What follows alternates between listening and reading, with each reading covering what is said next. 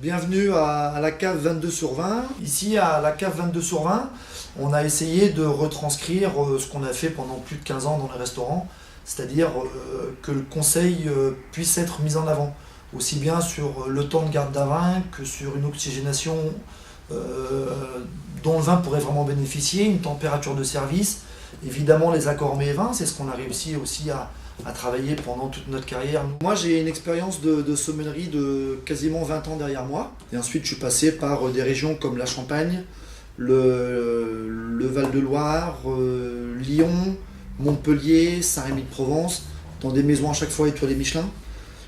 Jusqu'à la dernière activité, c'était chef sommelier chez Emmanuel Renault à Megève entre 2009 et 2010. Nous, ce qui nous excite dans tout ça, c'est toujours la découverte, c'est le fait de se remettre en question, on n'est jamais sûr de rien. Ce que l'on sait, le 25 février 2009, le 25 février 2012, ça peut avoir une divergence. Les vins évoluent différemment, tu goûtes différemment, les humeurs sont différentes, les gens cherchent des choses différentes, et c'est pour ça qu'on est toujours dans la discussion, toujours dans la recherche, pour essayer de correspondre au maximum à ce que le client recherche. On va vraiment aller chercher le vignoble dans son intégralité. On va passer chez un garçon comme Sébastien David dans Saint-Nicolas de Bourgueil, qui fait partie de la référence de la région, avec des gens plus affirmés comme le Domaine Huette à Vouvray, sans oublier Sébastien Brunet également, qui est issu de la nouvelle génération.